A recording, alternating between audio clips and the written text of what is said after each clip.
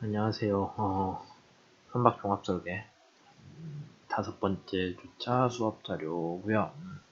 네 번째 주차는 이미 그 옵트월 교육으로 대체를 했기 때문에 선형 관련해서 하신 분들은 아마 다 내용을 진도를 따라간 걸로 생각을 하고 진행을 하겠습니다. 이번에 할 거는 저기 책 4장 거기서 기본 치수의 해석 4장 맞나?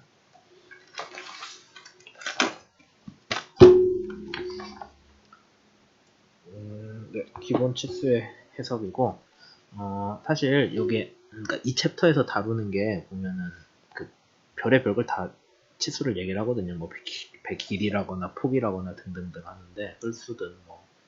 근데 사실 여러분들이 지금 해야 되는 것들이 저기 배 스펙이 정해져 있잖아요. 그래서 배 길이, 뭐 폭 그런 거 사실 어느 정도 정해져 있고, 뭐 그걸 아예 없는 것부터 시작하는 상황이 아니기 때문에 사실 책에서 별로 다룰 게 없습니다. 네, 그래서 기본 치수 해석 얘기 좀 하고 그 다음에 치수 해석에서 그 저항 추진 관련해서 선박 인이어 저항 추정하는 거씩 좀 얘기하고요. 그 다음에 여러분들 숙제, 두 번째 숙제, 아직 채점을 하진 않았는데 이런 식으로 접근하는 거다라고 제가 설명하는 것까지 하면은 이번 수업 거 시간 다 채울 것 같습니다. 그 다음에 다음 시간 수업 자료 5주차 2강에서는 건연 계산하는 거 정리해서 그걸로 얘기할 거고요. 책에서는 여러분들 교재에서는 주요 내용이 저렇게 5가지를 하고 있어요. 기본 치수 결정, 운하 톤수, 배 배수량, 뭐 호깅 세깅. 호깅 세깅은 구조에서 배웠을 것 같은데 호깅이 배가 가운데 이렇게 하중이 가운데 파도가 올라오는 거고 거꾸로인가요? 저도 헷갈리네. 제가 자주 쓰는 게 아니라서 한번 찾아보도록 하겠습니다.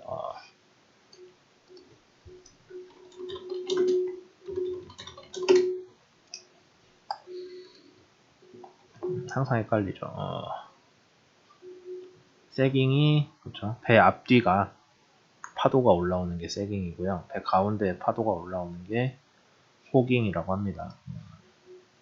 그런 상태 얘기를 하는 게 있었고 기본 계획 설계 순서가 있고 주요 치수 계산 예가 있는데 다시 얘기 드리지만은 이 책에서 다루는 게 너무 없는 것부터 시작을 하다 보니까 좀 그렇게 우리 상황에는 맞지 않는 게 좀 있는 것 같아요. 그래서 실제로는 기본 치수 결정 얘기만 거의 할 것 같습니다. 그 다음에 이 책이 언제 썼는지는 중요하지 않고 이 책이 원래 있던 거를 어디서 베꼈다고 하면 안 되죠. 옮겨온 것 같은 부분들이 꽤 있는데 근데 그게 꽤 옛날 얘기들이 많아가지고 보면은 막 왠지 2차 대전 때 전함 얘기도 있는 것 같기는 한데 그런 것들 있기 때문에 좀 여러분들이 책 보실 때 물론 이걸 처음부터 끝까지 다 읽으란 얘기는 제가 절대 안 하고요. 저도 그럴 필요 없다고 보고 근데 혹시라도 보실 때 이게 너무 좀 옛날 거 내용을 다루고 있다라는 게 조금 걱정은 되는 부분들이 있어요. 근데 그런 거 감안하시더라도 왜냐면은 선박설계 컨테스트에 나가는 거가 사실 우리 목적이지 뭐 진짜로 완전히 조선소 하는 수준으로 뭘 하겠다는 게 아니기 때문에 그냥 못하는 거는 못하는 거 옛날 책이라서 못 따라가는 건 못 따라가는 거 그렇게 이해를 하시면 되겠습니다. 하여튼 책 얘기만 하면 말이 길어지네요. 기본 치수 결정인데 여러분들 보시면은 책 내용 좀 발췌를 했어요. 선박 치수는 기본적으로 형 배수량과 형 치수를 씁니다. 형이 뭐냐면은 영어로 몰디드인데 배 껍데기가 있으면은 배 껍데기를 하나의 형 틀로 보고 붕어빵 틀 같은 거 여러분들이 이 안에 붕어빵을 찍으면은 붕어빵 사이즈가 나오죠. 틀 안쪽 넓이, 틀 안쪽 높이, 틀 안쪽 배수량을 씁니다. 그게 형 배수량이에요. 그럼 여러분들 생각하기에 형 배수량이랑 우리가 일반적으로 생각하는 배 외판 가지고 재는 배수량이랑 차이가 뭐가 있냐 라고 하면은 배 철판 두께밖에 없어요. 별로 크지 않겠죠? 그런 게 있고 그 다음에 형 치수 얘기했어요. 형 폭, 형 흘수 그런 것들 얘기합니다. 그래서 이제 선박 설계를 한다고 했을 때 여러분들이 주요 고려사항이 뭐가 있냐면은 제일 큰 거는 경화 중량이겠죠? 제일 중요한 거는.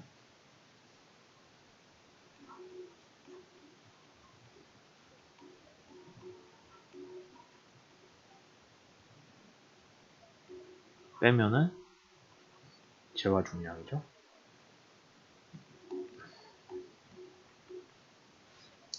그래서 우리는 목표가 뭐냐면은 일정한 재화 중량을 만족하는 거예요. 근데 일정한 재화 중량을 맞추려면은 배 크기가 받쳐줘야겠죠. 배 크기가 받쳐주는 거는 배 껍데기 무게니까 경화 중량입니다. 걔랑 걔를 다 더하면은 배가 어느 정도 크기가 나와야 된다라는 게 주어지겠죠. 그래서 여기 보시면은 재화 중량이 정해져 있다고 했을 때는 뭐 당연한 얘기지만 흘수를 키우면은 그만큼 배수 재화 중량이 정해져 있을 때 뭐 경화 중량도 크게 안 변한다고 하면 배수량이 거의 일정하겠죠. 그러면은 흘수를 키우면은 배 폭이든 배 길이든 그게 줄어들 수는 있잖아요. 뭐 좋은 뜻으로. 그러니까 다른 주요 치수를 최소화할 수 있다라는 얘기죠. 그래서 가능한 규정이 허용하는 한 흘수는 크게 가져가면은 도움이 되겠다라는 겁니다. 그 다음에 복원 성능 얘기하고 있는데 뭐 소형선은 GZ 커브에 중점을 두고 GZ라는 거는 우리가 GZ 커브라고 해서 선박 계산 때 배웠을 것 같은데 여러분들이 어떻게 생겼어요? GZ 커브가 경사각 있고 그 다음에 GZ가 미터 단위로 나오죠. 아니면은 뭐 라이팅 암이라고도 많이 써요.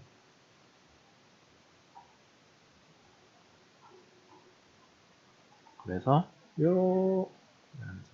요렇게 갔다가 푹 하고 떨어져서 뭐 여기가 대충 한 60도쯤 나오고 배마다 다른데 90도쯤 나와서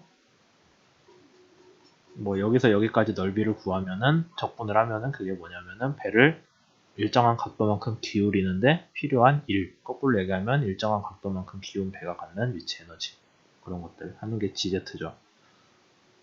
좀 더 기억이 안 날까봐 또 설명을 드리자면은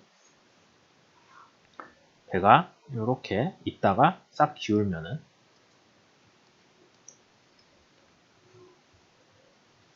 배가 기울면은 수면은 이렇게 돼 있고 원래 배가 가지고 있는 G에서 색으로 할까요? G가 뭐 한 여기쯤 된다고 칩시다. 무게중심에서 아래로 갖는 게 있을 거고 그 다음에 배가 기울면은 부력 중심이 원래 여기 있던 애인데 어디론가 이동을 하잖아요. 새 부력 중심은 연직 윗방향으로 부력이 나오죠. 근데 그 부력 크기는 뭐랑 같아요? 얘랑 같죠?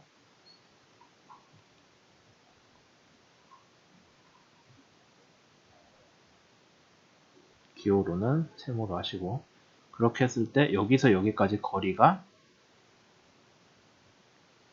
GZ였어요. 기억하실지 모르겠지만 그래서 배의 복원 모멘트는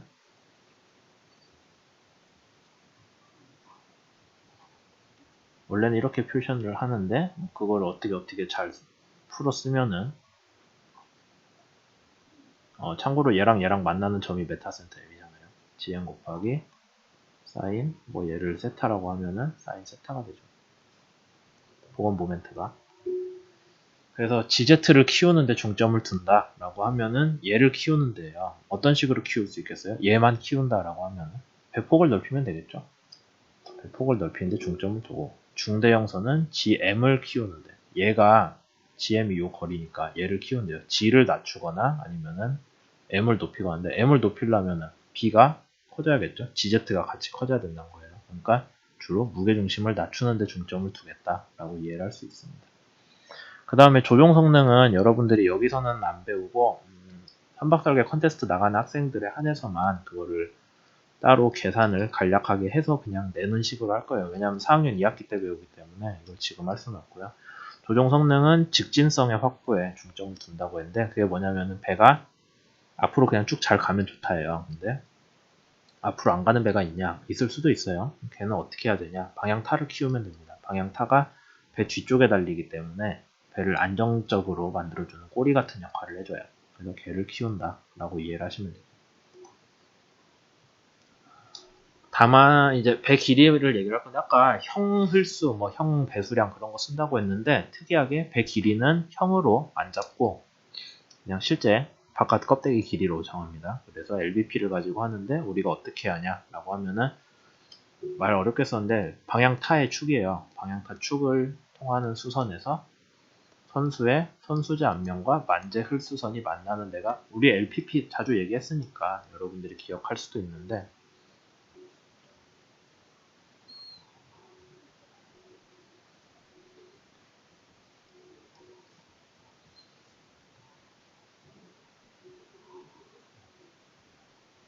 방향타예요. 방향타 축이 올라와 있으면은 그 축의 중앙선을 우리가 AP라고 하고 FP는 뭐라고 써져 있어요? 선수의 선수제 앞면, 그러니까 여기 앞면이겠죠. 이쪽 라인이랑 만재 흘수선이 뭔가 있다면은 걔랑 대개는 여기 벌브 위로 올라와서 제일 움푹 들어간 데가 만재 흘수선이니까 거기랑 만나는 점이 FP가 되죠.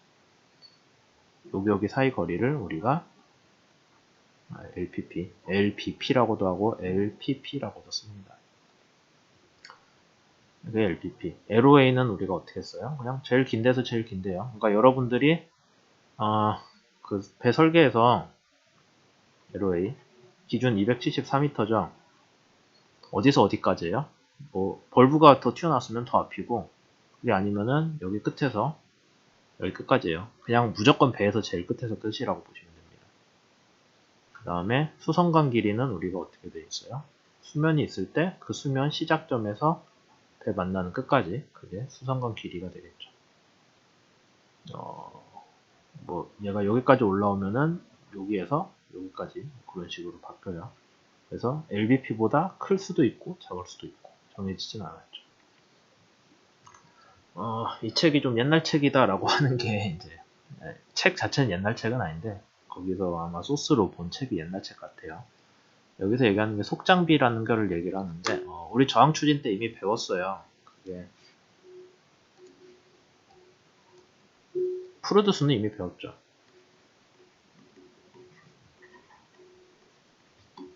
속도랑 길이의 비율이라 속장비라고 씁니다. 근데 프로듀스는 우리가 저항 추진 때 제가 열심히 얘기를 했지만 중력이 들어가서 무차원화를 잘 하다 보니 나온 거고 얘는 그냥 경험상으로 L이랑 뭐 얘를 가지고 어떻게 쿵짝쿵짝 하면 비슷한 게 잘 나오더라 하는 얘기예요. 그래서 별로 물리적인 근거가 있는 게 아니라 결과 가지고 대충 때려 맞춘 거고 형상은 같지만 프로듀스는 우리가 면밀한 무차원화를 거쳐서 나온 거니까 훨씬 좋죠. 그래서 우리가 여러분들이 기억은 할지는 모르겠지만 조파저항은 프로듀스의 함수다. 조파저항 개수는 프로듀스의 함수다라는 거 알고 시작했죠. 프로듀스에 따라서 선체의 조파저항이 달라진다 라고 되어 있는데 그때 우리가 조파저항 얘기할 때 뭐 이것저것 많이 얘기하긴 했었지만 제일 중요한 건 뭐였냐면은 배가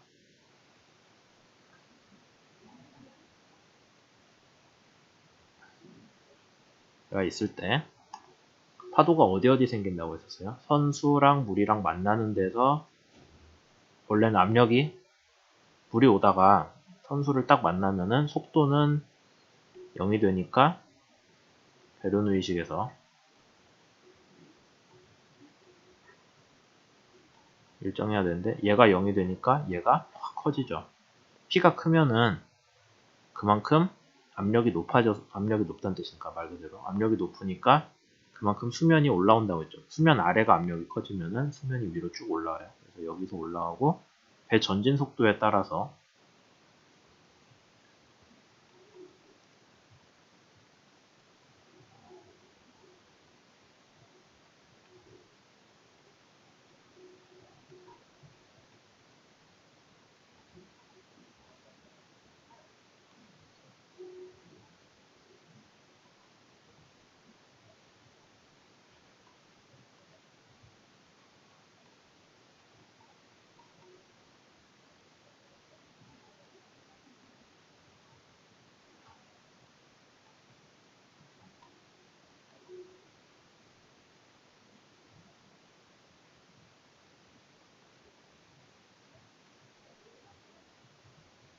아이고 얼굴을 다 가리고 혼자 쓰고 있었네. 여기까지 쓰면은 여러분들이 배 속도는 뭔지 모르겠지만은 주기 함수가 되고 파에서 수면파 주기에 대한 함수가 되고 수면파 주기는 또 뭔지 모르겠지만은 파장에 대한 함수가 되죠. 그래서 우리가 V를 알면은 배가 가는 속도랑 파가 만들어진 속도랑 같은 거예요. 파 진행 속도랑 V를 알면은 여기까지 람다까지 구할 수 있다라는 거 우리가 얘기를 했었죠. 좀 더 계산을 해볼까요? 그러면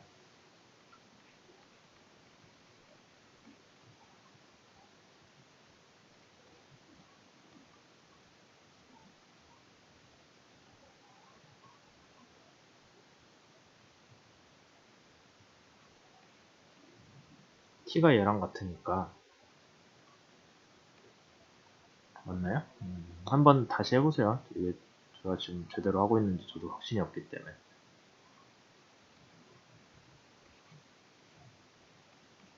뭐 이런 식으로 나오네요. 그래서 V가 커지면은 람다가 증가를 합니다. 배 근처에 생긴 수면파겠죠.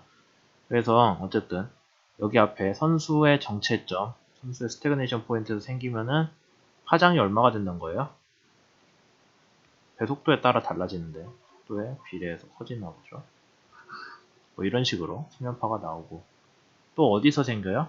선수가 선체 중앙부랑 만나는 선수부가 엔트랜스라고 하는데 거기에서 선수 어깨에서는 파저로 생긴다고 했죠.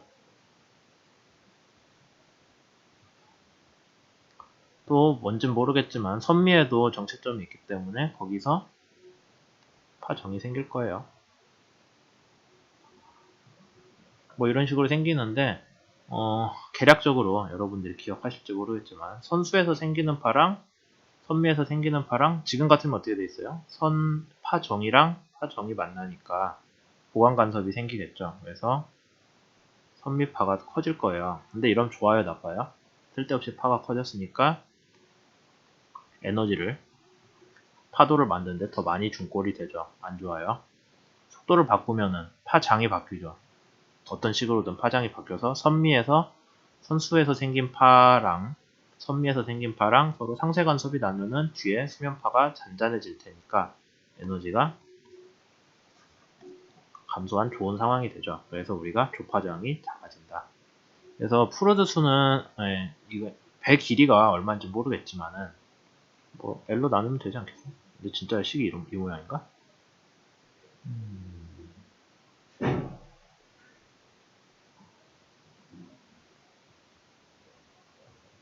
V 제곱이 빠졌네요. 그래 어쩐지 그런 것 같더라. 그래야 이제 얘를 뭐 루트 씌우고 뭐하고 하면 프로듀스가 나오거든요. 그래서 얘를 지금 여기까지 왔으니까 조금 더 식을 전개를 해볼까요? 빨간색으로.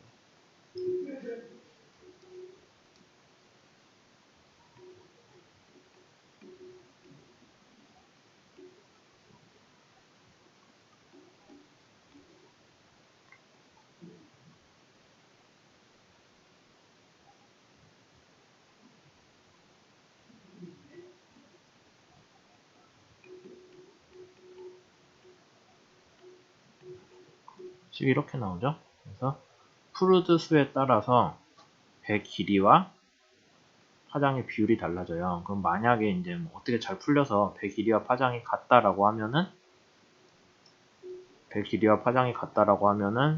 선미에서 파가 보강 간섭이 일어나니까 안 좋은 상황이겠죠. 뭐 아니면은 뭐 얘가 파에 비해서 반절이다 아니면 뭐 1.5배다 그럼 선미에서 상세 간섭이 일어나거든요. 그러니까 조파 저항이 줄어들겠죠. 걔를 만족하는 프루드 수가 있을 거고요. 그래서 우리가 프루드 수에 따른 조파 저항이 기본적으로는 배가 빨라지면 파고가 커지기 때문에 증가는 해요. 근데 서로 보강 간섭이 한 번씩 일어나는 영역이 있기 때문에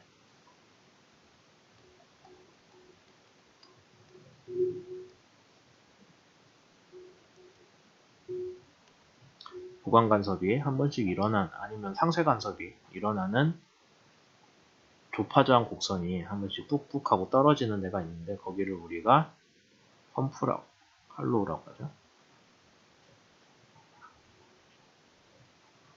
여기서 할로우라고 합니다.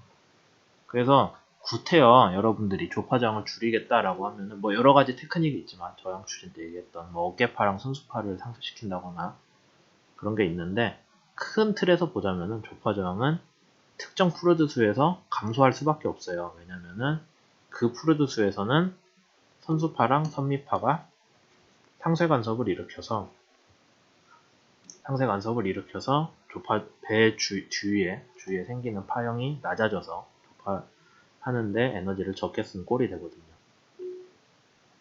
그래서 이런 할로우 스피드 위주로 배를 설계를 하는 게 중요하기는 한데 그건 되게 기본적인 내용이에요. 근데 우리가 지금 하고 있는 선박 종합 설계에서는 뭐 이미 배 길이 정해져 있고 배 속도 정해져 있으니까 이거를 고려할 이유는 없죠.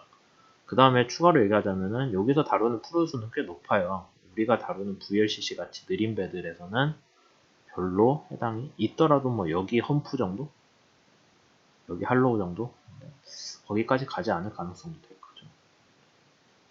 어쨌든 배 길이랑 조파저항 얘기하고 있었습니다. 그리고 이제 구상선수인데 구상선수는 여러분들 뭐 잘 아시겠지만 배 앞쪽에 수면 아래로 볼록 튀어나온 게 구상선수죠. 왜 그 짓거리를 하냐면은 선수파 시작점이 앞으로 이동을 해요. 그러면 배 입장에서는 배 길이가 길어진 것 같은 느낌을 받겠죠.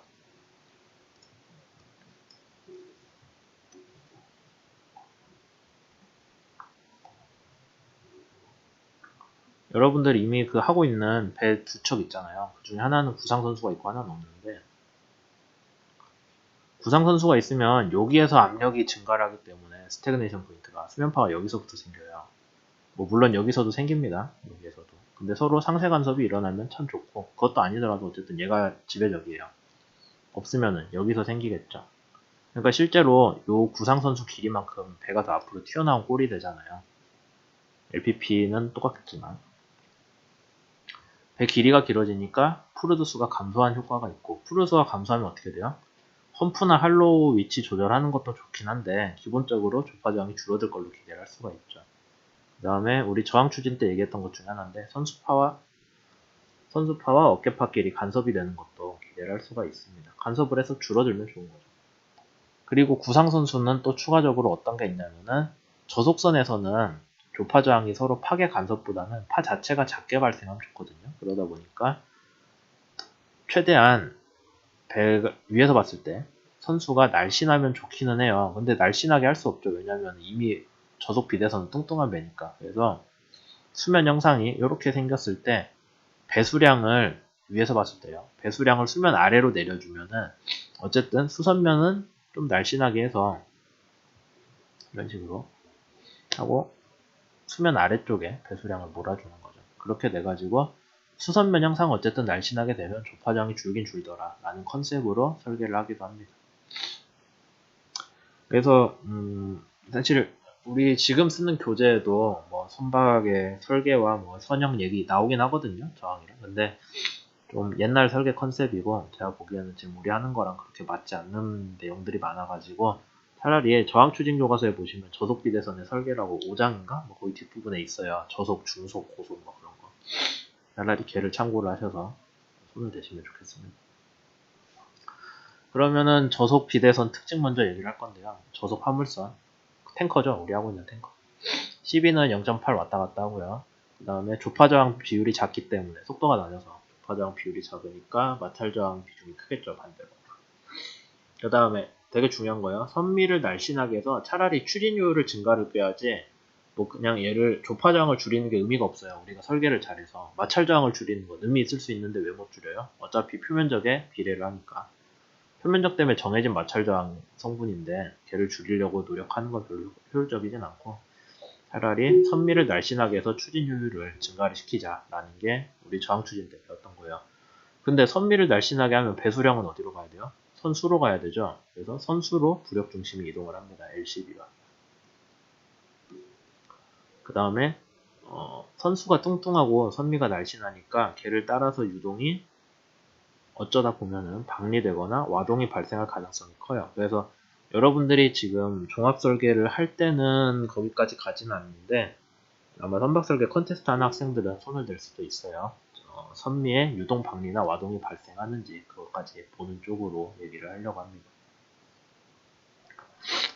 그래서 이제 저속 비대선에 그러면 설계 치수는 어떻게 정하냐? 물론 그 화물량 뭐 그런 것들 감안해가지고 우리가 하는 거 당연해요. 그게 제일 중요한데 화물량이랑 그 다음에 이제 이미 우리는 값이 어느 정도 정해져 있기 때문에 그 다음으로 저항을 줄이기 위한 아니면 저항이 얼마쯤 나오냐 뭐 그런 거 관련해서 선박의 형상을 좀 생각을 해봐야 될 필요가 있다라는 거죠.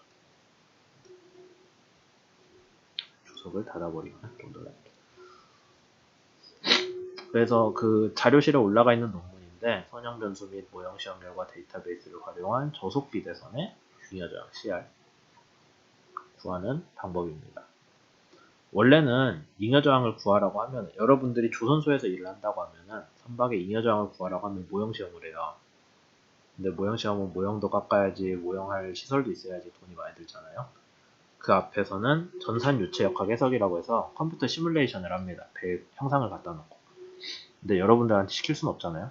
종합 설계 컨테스트 나갈 돈은 아마 하게 될 건데 지금 상황에서는 할 필요가 없어서 그런 거 필요 없으면 어떻게 하냐. 옛날에 있던 배들에 대해서 통계적으로 해석을 한 게 작년엔가 논문이 나와서 그걸 가지고 하면 참 좋겠다 해서 소개를 한 거예요. 뭐 그렇습니다. 그러니까 이제 해석 보면은 우선 해석을 어떻게 하냐면 여러분들 배가 12가 0.825 기준으로 큰지 작은지를 봐요. 우리 배는 얼마나 될까요?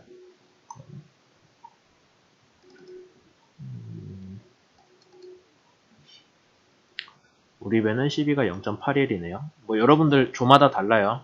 이번에 월요일 날에 옵털 교육 받았기 때문에 조마다 그 값이 다를 텐데 어쨌든 0.825 기준으로 걔보다 작으면은 슬렌더한 배, 걔보다 크면은 뚱뚱한 배가 됩니다. 지금 뭐 제가 들고 있는 거는 날씬한 배죠. 그럼 날씬한 배에 대해서 계산을 어떻게 하냐면은 CR 뭐 OP 어쩌고저쩌고 써져 있는 애를 계산을 해주면 되죠. 프로듀스는 우리가 어떻게 구해요? 배 길이 정해져 있죠. LBP 기준으로 부수면 돼요. LBP 뭐 얼마인가요? 제가 274 원래 넣었었는데 여러분들 배 좀 줄었을 거예요. 260몇. 그 다음에 배 속도는 얼마예요? 14.5노트인가요? 우리 설계 기준? 걔 집어넣으면 되죠. 아니면 다른 속도의 저항계수 구하고 싶다. 그래서 내가 원하는 거는 최종적으로 어떤 배에 대한 여러분들이 설계한 배에 대해 사실 얘가 들어가는 게 맞아요. 프루드 수별로 CR 곡선을 그리면은 그게 제일 좋아요.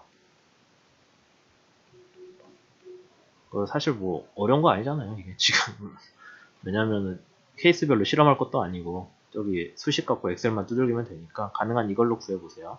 프루드 수별로 CR 곡선을 구하는 게 목적이니까 프루드 수는 우리가 어떻게 구해요? 근데 L은 이미 LVP로 정해져 있고 V는 여러분들이 대상으로 삼는 속도들이겠죠. 이 중에 하나는 14.5노트에 대응되는 프루드 수이긴 할 거예요. 디자인. 근데 다른 데에 대해서도 여러분들이 해석을 하면은 CR들이 나오겠다라는 얘기죠. 그렇게 계산을 해보세요. 그렇게 했을 때 우선 CROP라는 거 먼저 구하시고 아까 제가 든 벤 슬렌더인데 뭐 어쨌든 얘를 먼저 구해서 들고 있으세요. 이따가 적어놔야지.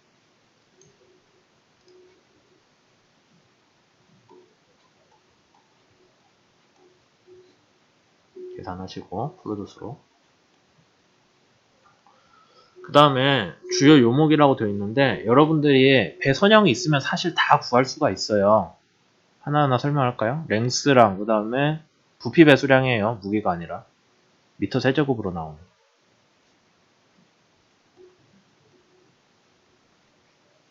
부피의 세제곱근 하면 뭐가 될까요? 길이겠죠? 그래서 그 길이랑 배 길이랑 비율이라고 보시면 됩니다. 그 다음에 런 앵글 앤 스테이션 3인데 스테이션은 우리가 어디서부터 세요? 뒤가 0이에요. 앞이 20이고 그래서 뒤에서부터 세는데 런이랑 엔트랜스가 뭐냐면은 런은 중앙평행부보다 뒤쪽이 런이고요. 그 다음에 중앙평행부보다 앞쪽은 우리가 엔트랜스라고 해요.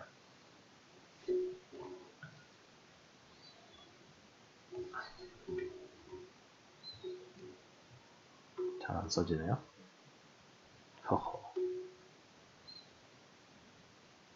엔트랜스라고 합시다. 그래서 여러분들한테 필요한 게 런앵글, 스테이션 3에서 런앵글.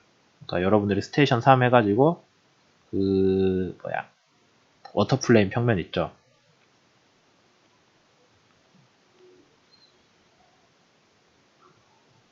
워터플레인 놓고 보면 스테이션 3에서 배 각도가 선체 각도가 몇 도 이제 나올 거 아니에요.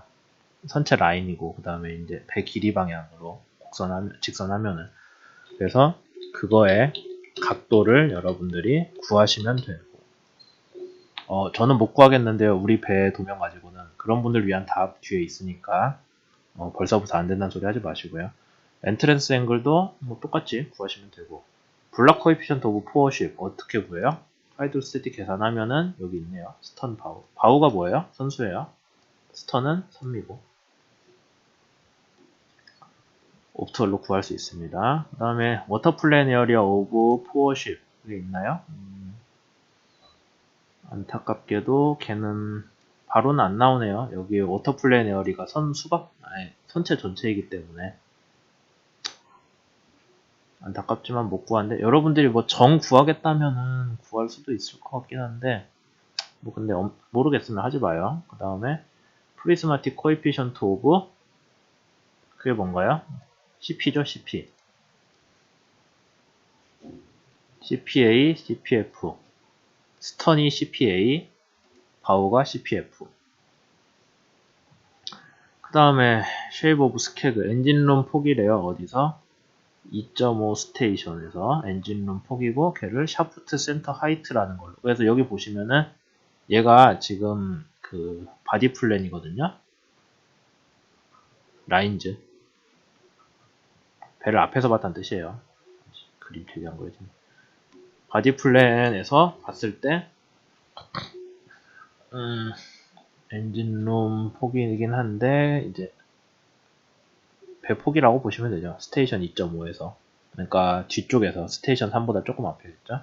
거기에 엔진룸이 있다고 치면은 그 엔진룸에서 폭이랑 선체 폭이랑 그 다음에 높이의 비율이라고 보시면 돼요. 계산도 할 수 있지만 사실 프로펠러 축 위치 여러분들이 지정하면은 2.5 스테이션 잘라가지고 거기서 길이 재면 되잖아요.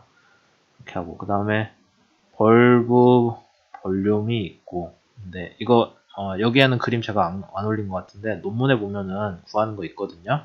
계산할 수 있어요. 여기 하이드로스태틱에 안 나오긴 하지만 여기서 구할 수 있고 그 다음에 랭스 비치 맥스 커버처 포지션이랑 람다는 여기 밑에 LWL 곱하기 2파이 프로듀스 제곱 되어 있고 L2 정해져 있고요. L1은 CP 커브를 여러분들이 구하고 거기에 대해서 해야 되는데 CP 커브 구할 수 있을 것 같은데 제 생각에는 네. 그 다음에 얘는 사실 그 아까 람다는 조파 저항에서 그 배 길이랑 비율이랑 뭔가 관련이 있는 것 같죠. 실제로 얘가 뭐냐면은 배 프루드 수에서 나오는 기대되는 수면파의 파장이에요. 원래 람다 우리 파장이라고 잘 쓰니까 그 정도만 이해를 하고 있읍시다. 걔를 가지고 쓰면 되는데 바로 넘어올게요. 여기로 우리 지금 슬렌더한 배였으니까 얘를 가지고 계산을 하고 만약에 여러분 배가 블런트하다 밑에 걸로 계산하셔야 돼요. 그래서 CR 로우, CR 하이가 있는데 걔가 뭐냐면은 우선 이 식을 보시면 진짜 CR 값은 프루드수가 0.16 아래에서는 CR 로우만 씁시다. 프루드수가 0.19보다 크면은 CR 하이만 쓰고 중간 영역에서는 서로 블렌딩 된 값을 씁시다 라는 거예요. 그래서 CR 로우는 어떻게 계산해요? 그냥 얘 갖고 요래 계산을 하시면 되는데 우리가 모르는 거 있어요 지금? 아까 앞에서 다 구했죠. CR OP는 프루드수의 함수였어요 앞에서. 그러니까 프루드수가 0.16 이하면은 CR 로우가 하나의 값이 나오니까 그게 아니라 애초에 프루드수에 따라 변하는 애예요. 그 다음에 뭐 RA 뭐 등등 써져 있는데 RA 여기 있구나. 런앵글 같은 거 뭐 그런 것들 다 집어넣으면은 계산이 돼요. 그러니까 얘를 제가 강하게 추천드리는 거는 여러분들 배가 슬렌더한지 뚱뚱한지 모르겠지만 둘 다에 대해 엑셀로 식만 만들면 되죠. 근데 뭐 예를 들자면 배 길이, 배수량 알아요. L1 아까 좀 애매해서 건너뛰었죠. CPAF 여기 있잖아요. 구할 수 있고, 그 다음에 CROP 프로듀스 가지고 구하는 다항식, 뭐 타우 구할 수도 있고 좀 어려울 수도 있고, 그 다음에 RA 여러분들이 잴 수도 있어요. 런앵글. 그 다음에 뭐 이거 모르고, 이건 그냥 상수니까 모르는 셈 치고, 뭐 벌브 얘기 나오고, 벌브 뭐 잴 수도 있고 모를 수도 있고 등등.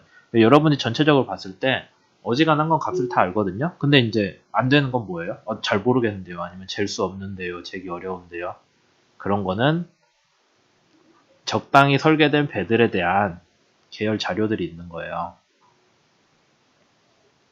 그래서 V 벌브 같은 거, 우리 배 V 벌브 재기 힘든데요. B, T, 배수량, L, LBP 위치, CB 같은 거 가지고 계산을 하면은 비슷하게 때려 맞출 수 있게 나옵니다. 근데 그럼 됐죠. 뭐 LBP는 배 길이일 거고, LCB는 뭐예요? LCB는 부력 중심의 위치인데 여기 정확히 써져 있나요? 원래 LCB가 앞으로 가면은, 중간보다 앞에 가면은 뭐 음수라거나 그런 식으로 쓰거든요, 정의를. 아마 논문 한번 잘 보세요. 제가 알기로는 이런 거 대개는 미드십에서 선체 중앙에서 거리를 LCB로 표현을 합니다. 미터 단위겠죠? 그러니까 여기서 뭘 봐야겠어요? 프롬 미드십 봐야 돼요. 프롬 AP가 아니라. 뭐 나머지는 쭉 봤을 때 여러분들이 못 구할 거는 없을 것 같고요. 그래서 다시 설명을 드리자면, 여러분들이 실제로 해야 되는 거는 여기 식을 가지고 구하는 거예요, CR을. 근데 CR을 구할 때 모르겠는 변수들이 몇 개 있다. 우리가 뭐 옵트월에서 구할 수 있는 것들 사실 다 있긴 한데 모르겠다 하면은 요 식 보고 집어넣으면 되겠죠. 여기 있는 식으로 집어넣으시면 되겠습니다. 그럼 CR 구했고, CTM 이게 뭐예요? CR 더하기 CFS 더하기 CA 더하기 CAA죠.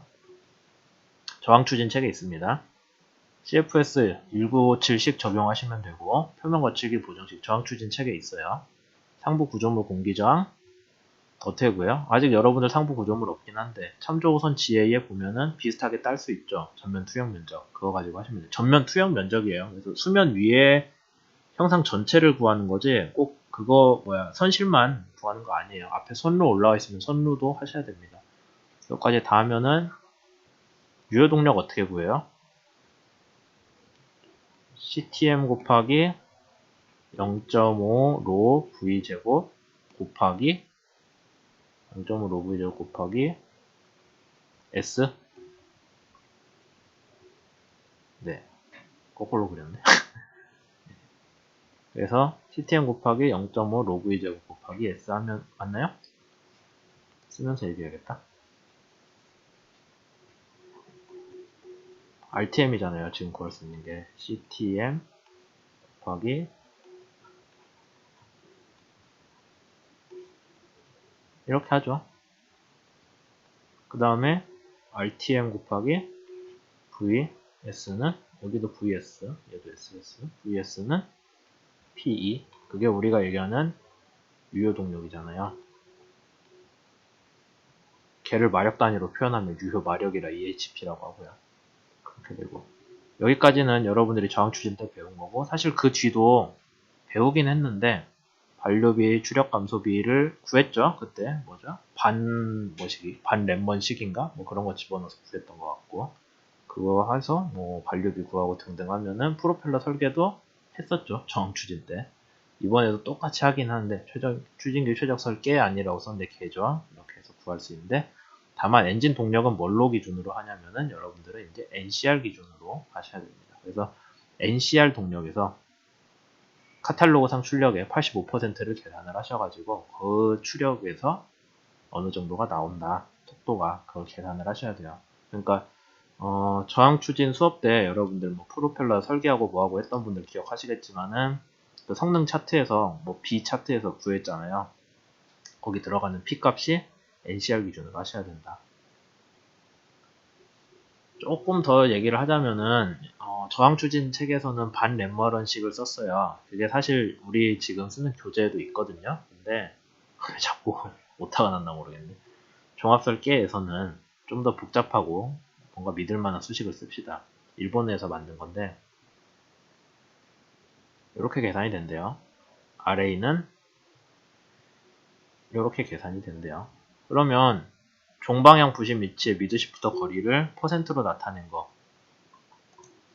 뭐예요? 우리 입장에서 보면은 9.64m를 274m로 나눠서 퍼센트로 나타낸 거겠죠. 그러면은 이미 있습니다. 3.52%라고. 3.52, 마이너스 3.52라고 여기에 써주면 되는 거죠. 그 다음에 얘는 12는 얼마예요? 한번 대충 계산을 해볼까요? 그러면은 저도 이게 식이 실제로 어느 정도 믿을만한지를 몰라서 한번 해봅시다.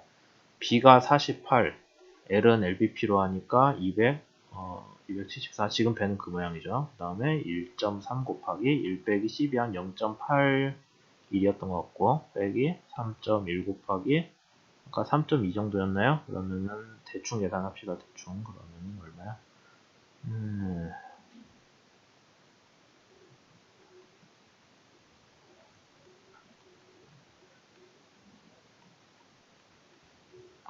그러면 얼마죠? 0.19. 0.19 곱하기 1.3 하면은 한 0.25?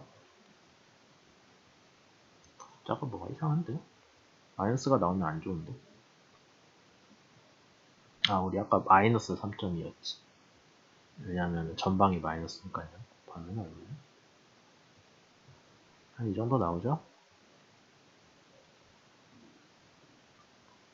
10.25분의 1 곱하기 계산이 뭐가 이상한데? 5.5 곱하기라는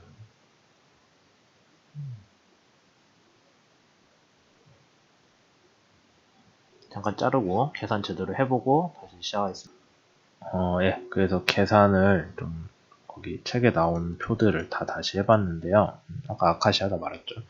계산을 했는데 1 빼기 W로 정리를 했습니다. 1 빼기 우리가 저항 추진 때 내내 얘기했던 건데 W는 뭐예요? 프로펠러에 들어오는 유동 속도가 얼마나 느려졌냐거든요. 1 빼기 W를 하면은 프로펠러에 들어오는 유속이 배가 원래 가는 속도 대비 얼마 정도 비율로 들어오고 있냐예요. 근데 제가 대충 생각하기에는 우리 배가 뚱뚱하긴 하지만 1 빼기 W가 한 0.6대는 나오지 않을까 하고 생각을 했는데 책에 나온 식들 계산을 했더니 사사지마 5는 뭐 0.47 무슨 얘기냐면 배가 가는 속도의 47%?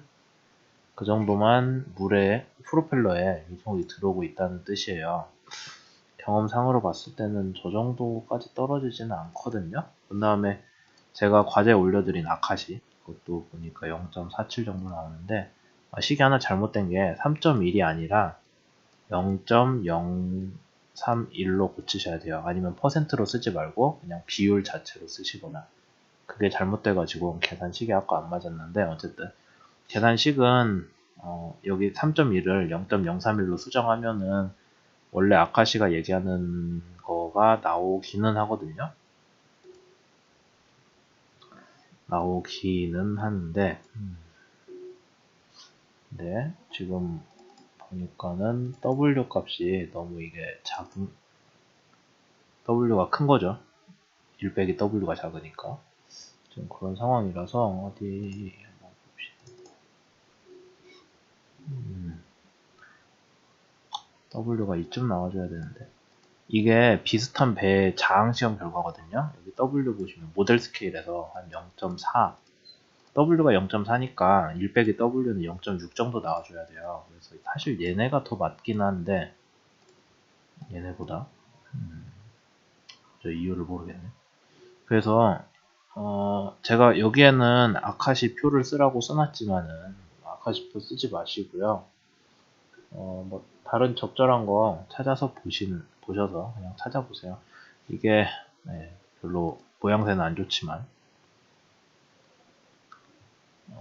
찾아보시면은 사실 요거가 제가 들고 오기가 좀 그래서 홀트롭이라는 사람이 했던 식도 유명하긴 하거든요. 한번 찾아보세요. 되게 복잡하게 생겨가지고 계산이 잘 될지 안 될지 솔직히 잘 모르겠는데 1978년도 홀트롭이 있고요. 82년도 홀트롭이 있습니다. 그러면은 뒤에 나온 게 조금이라도 더 정확하긴 하겠지만 시기 너무 복잡하니까 시간 되시면 보시고 아니면은 그냥 마는 게 낫겠죠. 어쨌든 책에 나온 거 또 저번같이 반란머런 식을 써야 될 수도 있고요. 뭐 그냥 교재에 있는 거 여러 가지 식 한번 비교해 보세요. 차라리 그걸 숙제로 내는 게 나을 것 같네요. 제가 기억나면은 그때 가서 하겠습니다. 출력 감소비도 여러 가지 그 경험식들이 책에 있기는 한데 보시고 다 한번 비교해 보세요. 가능한 많은 거 비교해 보시고 적절한 범위로 나오는지를 대개 보면은 반류비는 한 0.4 정도 모형 스케일에서요. 실선에서는 저항 추진 때 얘기했지만 마찰 저항이 비중이 줄어들기 때문에 반류비는 줄어들고 1 빼기 W는 커집니다. 얘보다 커서 한 0.3 정도 나올 거예요. 줄어들어도 0.3. 추력 감소비는 모형 실선 스케일 똑같죠. 그러니까 0.2 정도 나오고 대충 이 정도 범위 나올 거 생각하시고 한번 추정을 해보세요. 추진기 지름은 뭐 저항 추진 책에 있고 여러분들 작년에 해봤을 테니까 대충 알 거고 기본으로 사엽 프로펠러에서 시작을 하세요. 사엽 프로펠러 해보시고 혹시 날개를 늘려야겠다 하면은 뭐 하는데 날개 늘릴 일은 솔직히 없어요. 왜냐면 거의 다 사엽 프로펠러 쓰고 있으니까. 그 다음 한 가지 여러분들 되게 중요한 게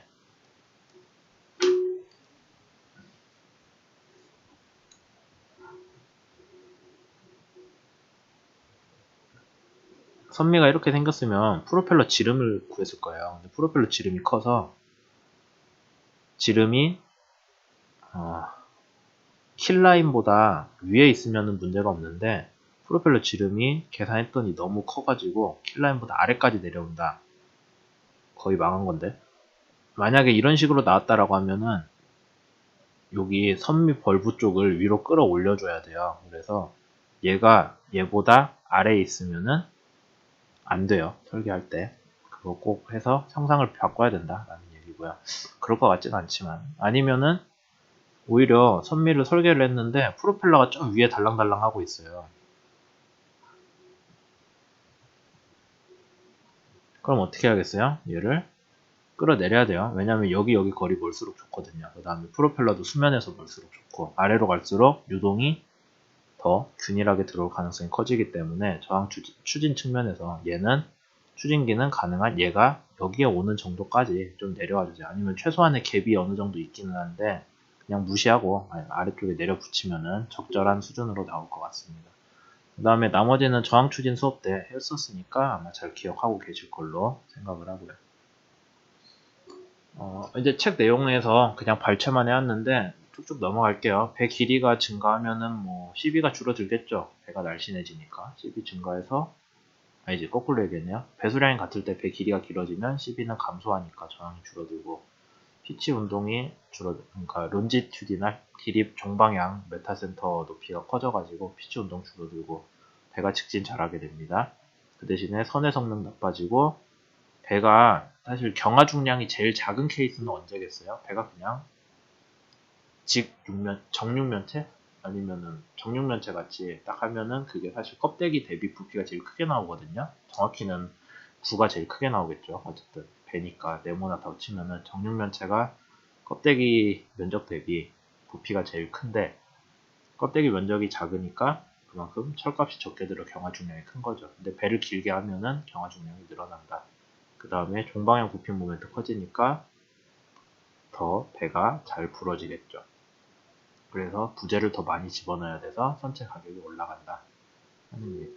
배폭을 증가하면 횡보건성이 증가하는 건 좋고 단점은 수선면 면적이 커지기 때문에 조파장이 안 좋아져요. 그 다음에 폭 제한은 이런 게 있다고 책에 써져는 있는데 실제로 계산을 해보시면은 이거 보세요.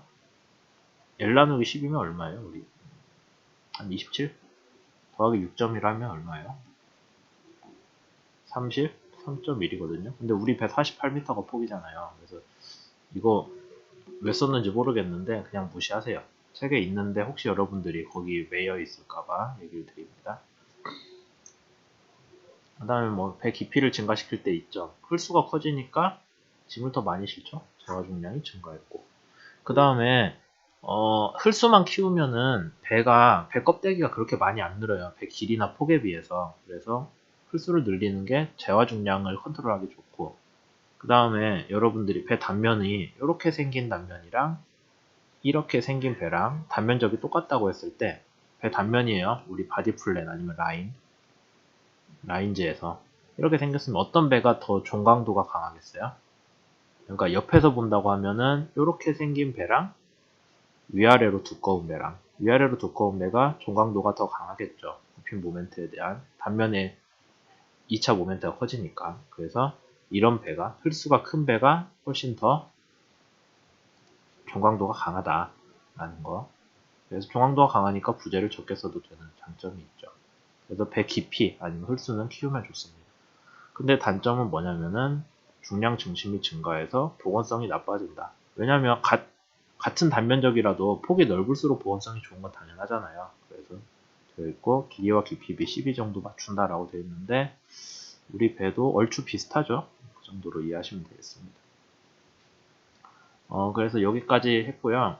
이번 시간에 했던 거는 그냥 원래 책에서 하나하나 다 다루기에는 책에서 좀 우리 목적에 맞지 않는 얘기들이 좀 많아가지고 제 나름대로 정리를 좀 더 해서 배 길이랑 저항 얘기 주로 했었어요. 그 다음에 저항 추진 관련해서 해야 되는 분들 좀 도움 되라고 유효 동력 구하는 것까지 설명을 했고, 그 다음에 반류비, 추력 감소비는 계산하는 거를 알려주려고 했는데 책에 나온 식이 도저히 마음에 드는 값이 안 나와서 얘 빨간색이 더 마음에 들어요. 근데 책 보시면 아시겠지만 식이 너무 간단하거든요. 그래서 별로 공을 들인 것 같지 않아서 뭔가 좀 더 복잡한 식들 한번 찾아보시고 여러 가지 식으로 여러 가지 테스트를 해보시면 좋겠네요. 그거 했고 뒤쪽에 추진기 지름까지 얘기했어요. 그 뒷부분은 저항 추진에서 이미 다뤘기 때문에 그렇게 제가 여기서 시간 들여서 다시 할 건 아닌 것 같고요. 거기까지 다 했습니다. 그리고 원소스 해석에 저장을 안 해야겠죠. 여기까지 했고요. 시간이 좀 나니까 우리가 사이버 캠퍼스에 여러분들 과제 내용을 좀 설명을 할게요.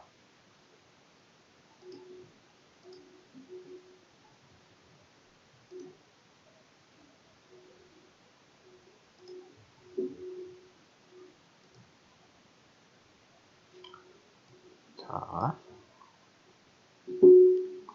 이번에 숙제가 나가긴 했지만 이제 여러분들이 사실 요거는 이번 숙제로 끝날 일이 아니라 앞으로도 계속 새 배가 나오면은 이 작업은 계속 반복을 해야 돼요. 여러분들이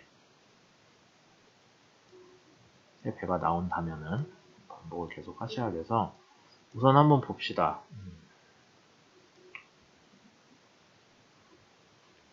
횡방향 GM 구하는 거 뭐 계산식대로 하시면 되죠. 어렵지 않을 것 같고 행동력 보여주기도 구할 수 있죠.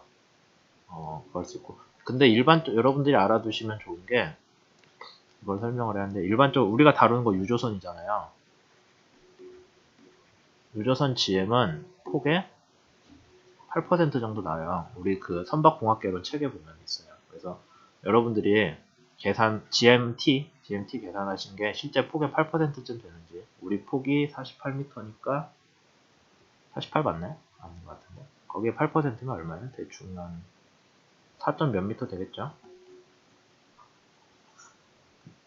그 정도 나오는지 확인해 보시고, 저항 추진 3.5승이 아니라 3.0승이죠. 뭐 어쩌고 저쩌고 한 다음에 엔진 선정하는 것까지 다 했을 걸로 생각됩니다. 얘 검증은 어디서 하나요?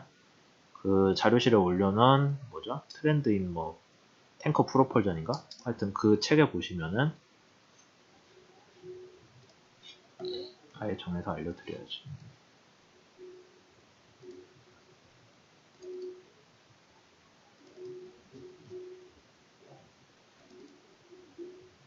프로펄전 트랜스인 탱커에 보시면은 우리 하는 게 스웨즈막스고요. 스웨즈막스고 DWT 여기 사이에 있을 거예요. 뭐 이걸로 이걸 보시는 게 좀 더 편하네요. DWT 이걸로 봤을 때 14.5노트 되는 팬은 파워가 15,000kW고 거기에 대해 적당한 엔진은 여기 있다. 비교해보세요. 아니면 15,100 정도 대충 나왔는지 여러분들 거 그렇게 계산해 보시면 되겠습니다. 좀 다를 수도 있어요. 배 특징 따라서. 저게 좀 옛날 책, 몇 년 된 책이라 요즘 트렌드가 안 맞을 수도 있어요. 그 다음에 일반 배치가 조금 그렇긴 한데, 왜냐면 일반 배치 여러분들이 해온 결과들을 보긴 봤는데 제가 생각한 거랑 조금 많이 맞지 않더라고요.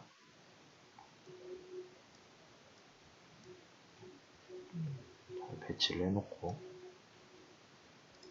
여기서 그리면서 설명을 하겠습니다.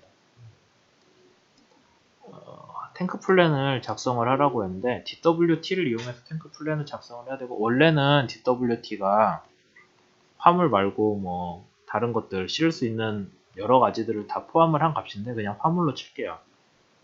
그러면 여러분들이 DWT 16만 톤이면은 원유가 16만 톤 정도로 생각을 할 수 있겠죠. DWT. 근데 원유가 1톤이 몇 제곱미터인지 우선 비중을 생각을 해야 되잖아요. 그게 제가 저번에 올려드렸던 자료에 보면은 있거든요. 대충 한 1.2 그 정도 나왔던 것 같은데.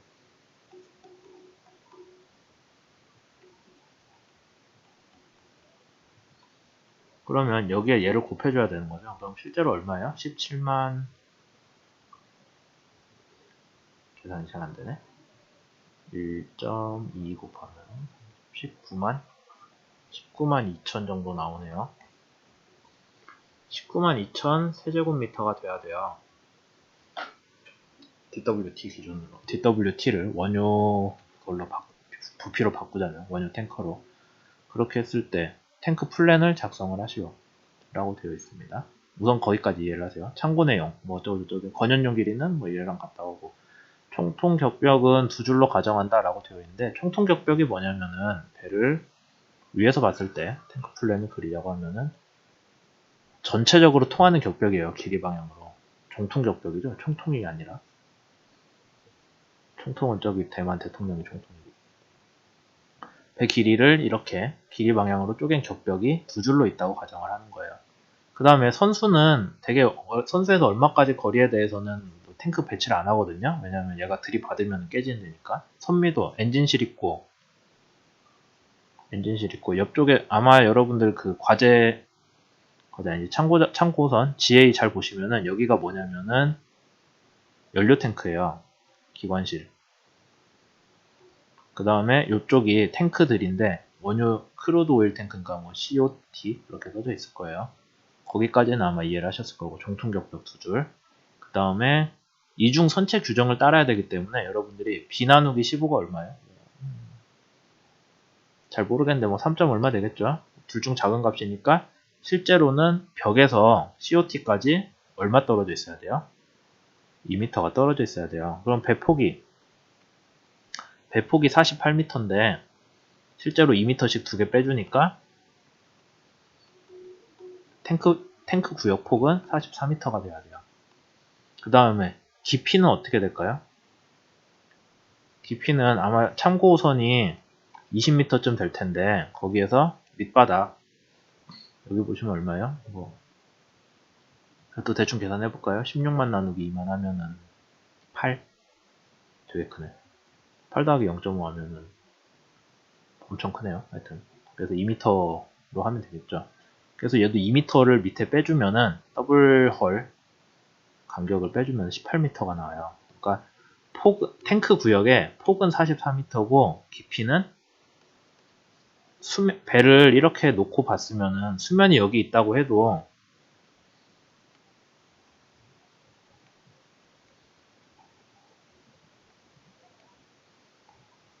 여기 밑에 2m 떨어져 있고 안으로 2m 떨어져 있으니까 탱크는 어디까지예요? 덱까지 올라올 수 있잖아요. 더블 바텀은 덱은 상관 안 해요. 측면하고 밑에만 더블 바텀이에요. 위에는 터진다고 연료가 새지 않기 때문에. 그러니까 여기가 높이가 지금 아마 아까 대충 계산한 18m, 폭이 44m인데 얘를 두 줄로 쪼개는 게 되는 거겠죠. 단면을 봤을 때. 지금 그렇게 계산을 하라는 얘기예요.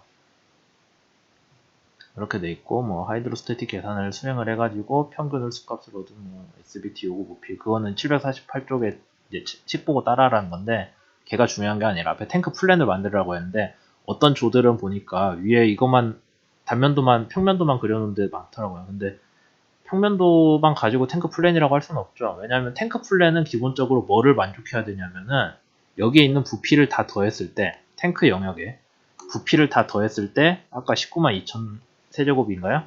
얘를 만족을 우선 해줘야 되고 그 다음에 얘가 최소한 어떤 규정을 따라서 쪼개져 있어야 돼요.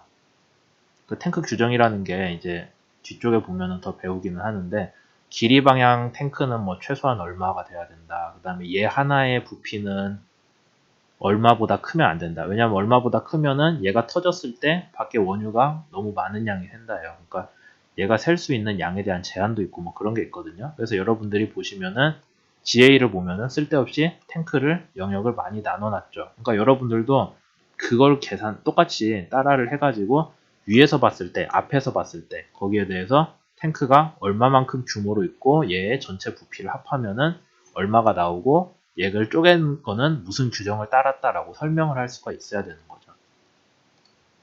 그리고 그 다음에 뭐 평균 홀수값 얻기 위한 SBT 요구 부피는 SBT 요구 부피가 뭐 최소 배 홀수 얼마를 만족할 수 있을 만큼 물을 집어넣을 수 있어야 된다거든요. 그래서 아마 식 보면은 SBT 여기 홀수가 얼마가 나오고 그 홀수를 집어넣어서 하이드로스태틱 계산을 하면은 거기에 대응되는 배수량이 나오겠죠. 그럼 그 배수량이 SBT 부피가 되는 거예요. 구조 설계는 건너뛰고 의장 및 계산은 경화 중량 계산하는 건데 물론 세 번째 숙제가 경화 중량 정말 제대로 계산하는 거긴 한데 계략적으로 계산하는 거 한번 해보라고 한 거죠. 그랬고 만재 배수량은 뭐 이미 주어진 선체에서 하이드로스태틱이 나왔을 거고 재화 중량 구할 수가 있죠. 그래서 지금 여러분들이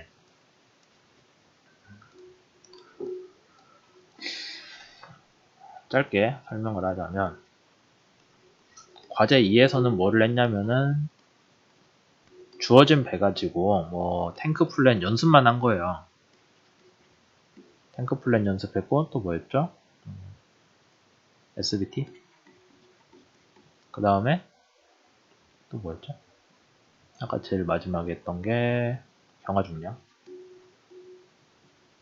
대충 이 정도 값이 나오는구나 라고 하는 감을 잡기 위해서고 과제 3부터는 어떻게 하기로 했어요? 선형에서 옵트월 프로그램 가지고 1차 선형 냈죠. 1차 선형을 냈으면은 여러분들이 거기에 대해서 어지간한 거는 다 한번 돌려봐야 돼요. 그러면 이제 뭐가 될까요? 저항 추진도 해야 되고 보건성도 해야 되고 구조 강도도 해야 되고 GA 특히 탱크 플랜 탱크랑 발라스트 워터 그런 것들을 다 한 번씩 해 보셔야 돼요. 의장도입니다. 의장은 아직 안 배웠지만은 다른 계산이 있었죠. 의장 파트에서 해야 되는 계산 같은 이런 것들을 1차 선형에 다 하는데 물론 얘가 완성될 필요는 없어요. 여러분들이 하다 보면 어떻게 되겠어요? 1차 선형에서 이런 게 좀 빵꾸가 났는데? 라는 거를 과제 3에서 찾아보셔야 돼요.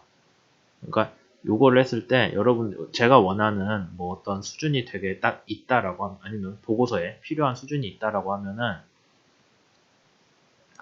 물론 제일 좋은 거는 한 번에 완전한 배 만들어서 거기에 대해서 착착 해내는 건데 그건 불가능하잖아요. 그러니까 하나씩 하다가 1차 선형은 뭐 진척률이 완전한 보고서에 대비 한 50% 됐다라고 하면은 얘를 바탕으로 여러분들이 2차 선형을 다시 짜야 돼요. 다시 짜가지고 거기에 대해서는 한 70에서 80% 정도 완성된 보고서를 내는 거예요. 그 다음에 요걸 해서 또 여기서 배운 거에서 3차를 가지고 또 나머지 잘하면 100%고 안되면 90 정도 하겠죠. 이 정도의 보고서를 써내면은 그게 이제 우리가 원하는 일인데 지금 과제 3번 나갔으니까 아마 뭐 여러 가지 해보고 계실 거예요. 과제 2번은 그냥 순수하게 감 잡는 부분이고 그 다음에 뭐 물론 과제 2번에서 다룬 내용들이 과제 3에서 여러분들이 기본으로 깔고 가야 돼요. 그러니까 아까 뭐 더블 헐 같은 거 탱크 플랜 할 때 더블 헐 같은 거 과제 2에서 했는데 그럼 3에서는 더블 헐 고려 안 해도 되나요? 그게 아니에요. 더블 헐은 당연히 깔고 가는 거예요. 더블 헐 없는 유조선 없어요. 그러니까 과제 3에서도 더블 헐은 놓고 거기에 대해서 좀 더 복잡하게 가는 거예요. 그러니까 여러분들이 과제를 반복을 하면 할수록 기본적인 내용은 바탕에 깔고 좀 더 하나씩 나가보다 보면 언젠가 최종적으로 3차 선형에 대한 최종 선형에 대한 최종 결과물을 낼 수가 있겠죠. 그러니까 거기에 대한 거기 때문에 여러분들이 하다가 뭐 질문사항이 있거나 하면은 저한테 물어보시되 기본적으로는 이미 앞에서 했던 내용들이 바탕이 되고 있다라는 거 꼭 좀 기억을 해 주시면 좋겠습니다. 그래서 이번 수업은 여기까지 하고요. 그 다음에 다음 시간에는 과제 3 좀 설명을 하고 그 다음에 그 ICLL에서 건연 계산하는 거 그거 한번 좀 소개를 할게요.